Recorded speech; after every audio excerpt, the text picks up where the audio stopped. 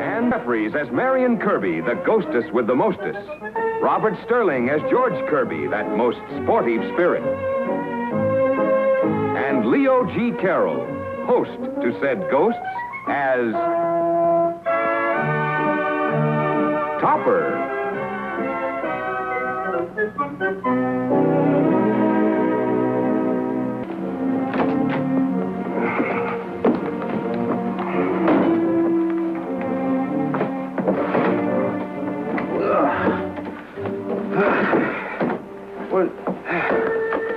Sign here, Mr. Kirby. My name isn't Kirby. It's Topper. The Kirbys don't live here anymore. I got orders to deliver it here. Why, Topper? We do live here. Said it. As soon as I get those suitcases in, I'm through for the day. But my name's Topper, I tell you. Hey, George, this is our trunk. The one we took to Sun Valley with us when we were killed. You sign for it. I'll see if anything is missing.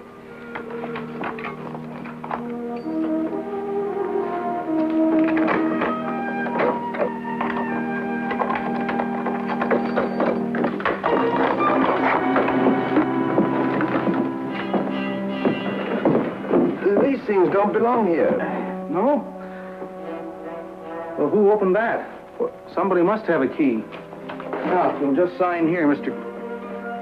Oh, it's already signed. Marion Kirby.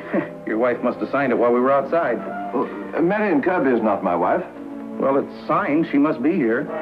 Well, yes, she's here, but well, she's not my wife. I get it.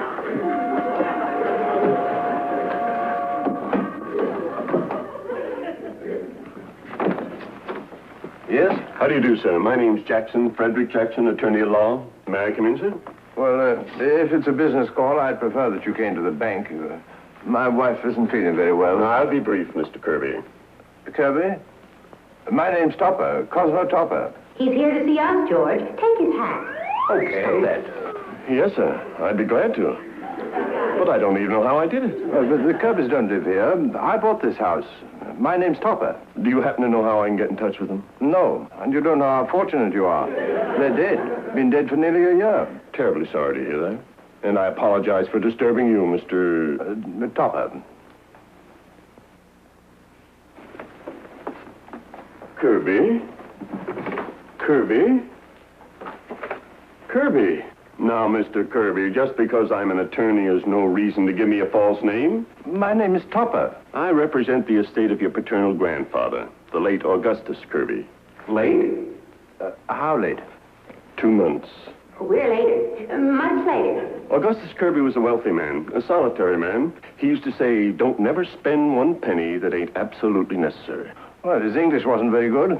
Sir, I'm a Harvard man myself, but since I started handling his $1 million, I ain't had no objection to his English. Did you say million? Did you say $1 million? $1 million, give or take 100,000. To be brief, he has left the entire estate to you and your wife, George and Marion Kirby. George, we're rich. I don't think I can stand the shock. Let's get a drink quick. Augustus Kirby obviously hadn't heard the news. George and Marion were killed in a skiing accident. An avalanche hit them. What? Their bodies were never recovered. They're really dead, are you sure?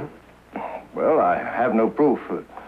But after a year under 2 or 3 million tons of ice, well, one suspects the worst. I'm frightfully distressed. I must have proof of the death, because under the terms of the legacy, in the event of their demise, the money goes to charity. Mr. Topper, I'm extremely sorry to have intruded on you like this. Oh, not at all. Drop in any time you have another $1 million. $1 million? $1 million? Well, give or take 100,000. You give, I'll take. Tell you what I'll do, Topper. I'll buy Henrietta a brand new antique vase. And I'll buy her a black lace nightgown, just like mine. Seems to me you might have some feeling for your grandfather, Augustus. Well, we never knew him. He was a recluse. We just hope he finds someone as nice to haunt as you. It's very touching. But before you spend that inheritance, may I remind you both that you're every bit as deceased as Augustus? You and your skiing vacation. If you'd have gone to Florida like I wanted to, we'd have been alive to spend that money. Well, let's look on the bright side, honey. If we'd have gone to Florida, we might have been drowned. It's all your fault. Throwing away my $1 million. It's just like a man. You don't care what happens to your wife. You kill her and cheat her out of a rightful inheritance and... George, I won't speak to you about Marion. I know. This is just a lover's quarrel. You've got to do something about her. A lot of things I'd like to do, but they won't work. She's already dead. Well, that's not a nice thing to say, even in jest. You know, you love your wife just as much as I do. You're in love with my wife? No, I love Henrietta. But there's a little poem you should always remember, George. The truest joys they seldom prove, who free from quarrels live. 'Tis the most tender part of love, each other to forgive. Hello, what are you muttering about? The sight of you coming downstairs, dear, this inspired me to poetry. I was reciting to myself, Juliet is the sun. See how she leans her hand upon her cheek. Oh, that I were a glove upon that hand, that I might touch that cheek. Cosmo, if you must do something with your hands, take that trunk and those suitcases out of the hall. They've been there since this morning. Oh, very well, dear. I'll help you, Topper. I'll take you down to the basement, Topper.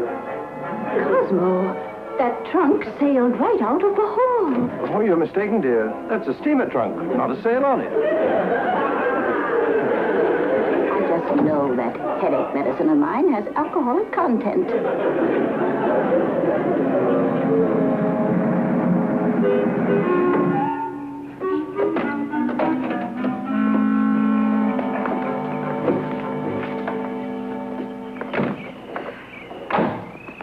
Are you sure you can handle this?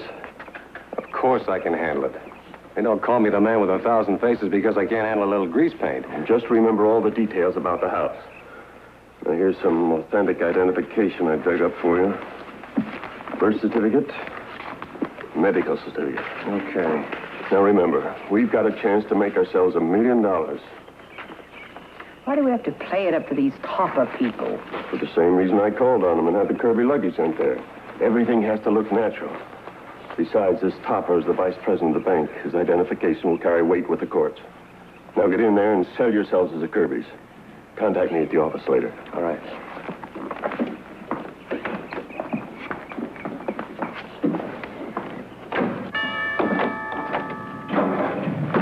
Mrs. Topper? Yes? How do you do? My name is Kirby, George Kirby. And this is my wife, Marion. How do you do? Won't you come in? Thank you. Oh. Kirby. Oh, you mustn't be alarmed, Mrs. Topper. We're not ghosts. But you said you were George and Marion Kirby. Yes, we are. Oh, we were reported dead. As a matter of fact, we had a very serious skiing accident, and we've been recuperating in a small and rather remote hospital. You see, we owned this house before you did, and our hospital bills were so heavy that we couldn't keep up the payments, so we had to let it go by default. We just came by to pick up our baggage. It was sent to our old address by mistake. It's a beautiful house. Only you've made it so much more attractive than I did. Oh, you really think it's attractive? Oh, charming. Oh, do come up and see how I've decorated the bedroom. The drapery is hand-blocked linen. And you don't mind, do you, Mr. Kirby? Oh, not at all, not at all. I've done the guest room over completely and built an extra closet for Mr. Topper's papers. He brings home a lot of stuff from the bank. Thank you, George. Clear off that shelf and I'll bring the suitcases down to the basement. I thought you were down in the basement. Oh, take off that silly mustache. Ow! Well, it's no sillier than yours. Oh!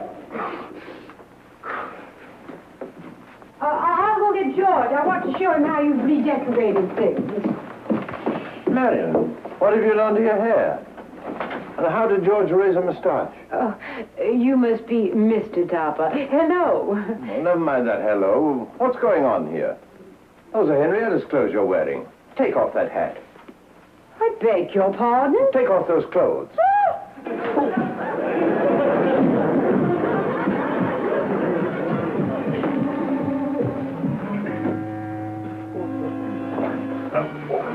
What happened?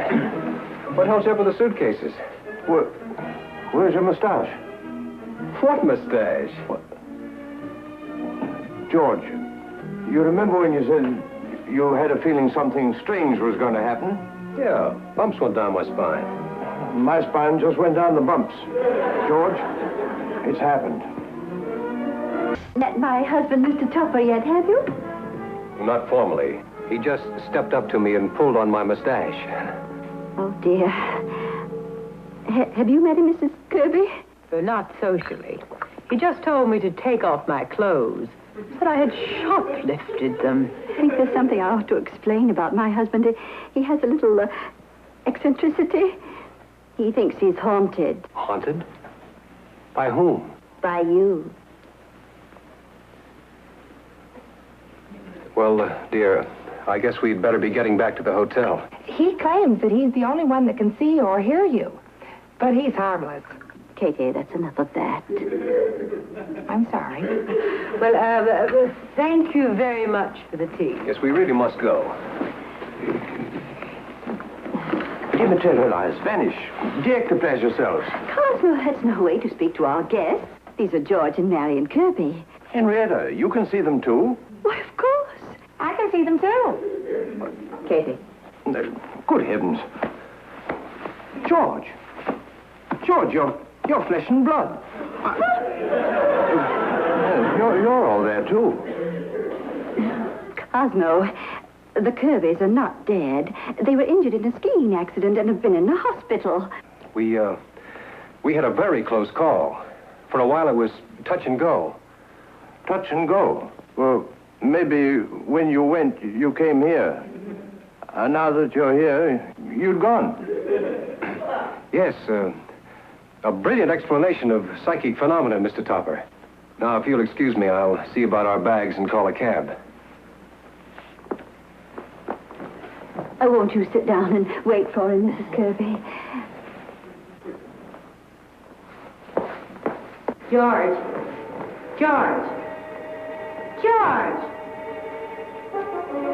All right, so you're still not speaking to me.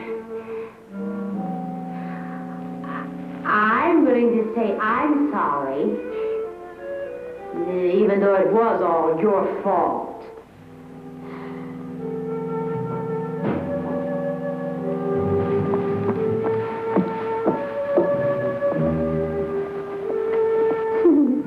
Topper was right. That's a very ridiculous mustache. But I love you.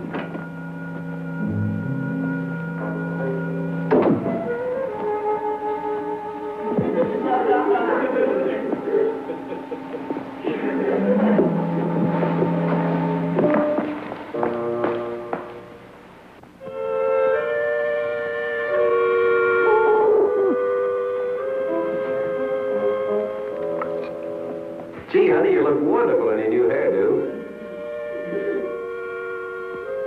Why, you...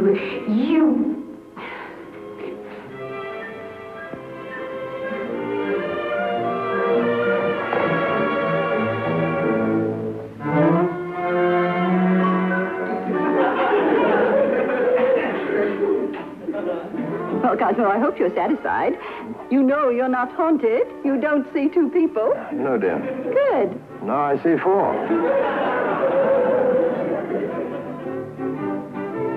Come on, Topper. We've got to see you in the other room. Will you excuse me? Don't talk. Anything you say might be used in court. George, put your hand over his mouth.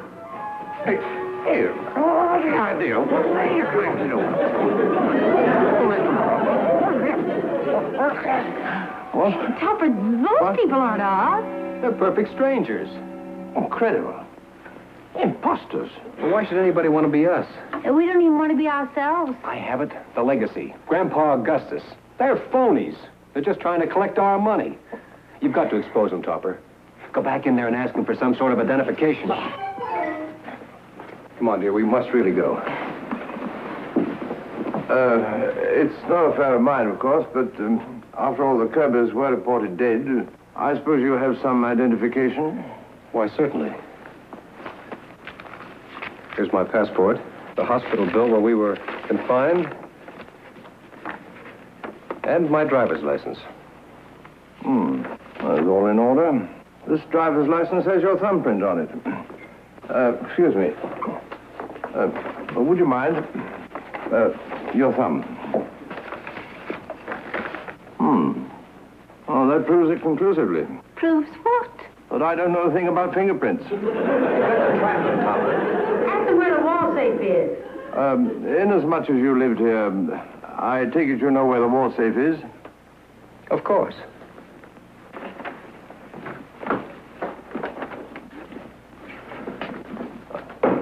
Now, open it. I can't. You caught him, Topper. You admit you don't know the combination? Of course he doesn't.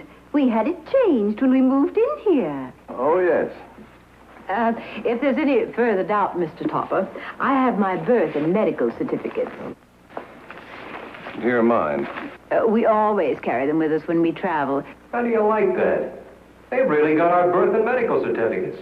Well, are you satisfied, Mr. Topper? Yes. You're Marion Kirby. And you're George Kirby.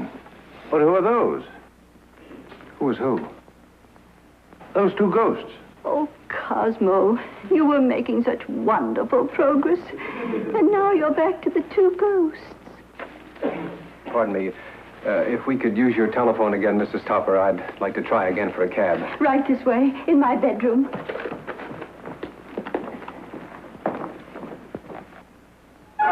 Topper, you're not going to let him get away with that, are you? I don't know you. And I'm beginning to wonder who I am. Topper, they're crooks. They're after that inheritance. You want the money to go to the profit charities, don't you? Yes, I do. But they were so much like you. But they were actors. I don't know. His driver's license had his thumbprint. A fraud wouldn't take a chance like that. Well, of course it was his own thumbprint. It was a new license. But they made one little mistake, using Marion's medical certificate. But it was perfectly authentic. Oh, yes, it was authentic. But you overlooked one little detail. It clearly stated that Marion had a mole on her body. Where? George, that's a very personal matter. Where is it? Well, George, don't you say another word. If I'm going to do anything about it, I have to know where it is. I'd die before I'd show it to you. You're already dead. Where is it? It's on her leg, 1 inch above her knee. Show 'em, Marion. I will not. But, honey, this is for charity. It's a very small mole, and I won't show it to anyone. Okay. Topper, will you believe that other girl isn't Marion if I can prove that she doesn't have a mole on her leg? Yes, but I'm interested to know how you're going to find out. Simple. I'll just swipe her skirt from her. Oh, no, you don't. I'll do it. But, darling, these are dangerous criminals that we're dealing with. It's a man's duty to have courage and face danger. I'll do it. If you do, it'll take a lot more courage to face me. I'll do it.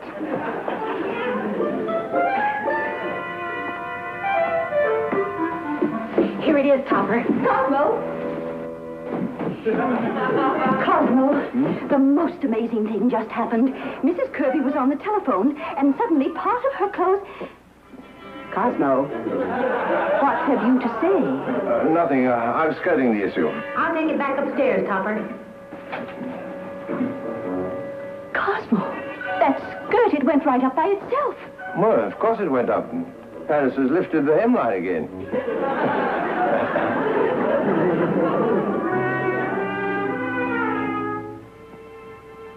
The court has made its decision.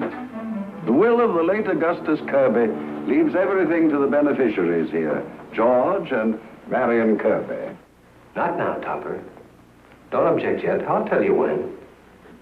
Although there were rumors that they'd been killed in an avalanche, they proved to be very much alive. Not yet. Cosmo, why do you keep standing up? Well, to see better, dear. It's a very high court. They have given me conclusive evidence of their identity. Before the court awards the estate to the beneficiaries, does anyone wish to register any objection? Now's the time, Topper. Object. I object, Your Honor. What is the nature of your objection, Mr. Topper? Well, the money should go to charity. These people are imposters. The real Kirbys are dead. You have proof that they're dead? Absolutely. They haunt my house. For heaven's sakes, Topper, stay off of that subject. They'll think you're crazy. Get to the mole. A court of law will need a little more proof than that, Mr. Topper. Well, the medical report before you says that Marion Kirby has, or had, a mole on her leg, above the knee. Yes, it does say that. A mole an inch above the knee. Your Honor, ladies and gentlemen, that woman has no such mole. Don't worry, Topper. I'll take it from here.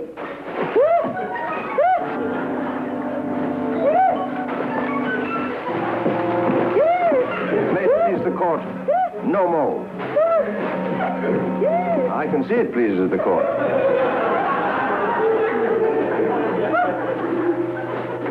It says here that the money was turned over to charity after Cosmo Topper exposed the couple as professional actors. Exposed is right. I never saw such exposure. I read it, dear. The attorney's been disbarred and faces a prison term. So do those two actors. Cosmo, how did you know about that mole on Marion Kirby's leg? Well, it was on the medical certificate. Yes, but how did you know that other woman didn't have a mole? If I could think of an answer to that question, my dear, I'd win the Nobel Peace Prize.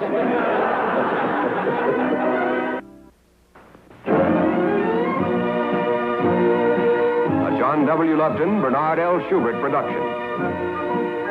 Produced by John W. Lupton. Starring Ann Jeffries, Robert Sterling, and Leo G. Carroll.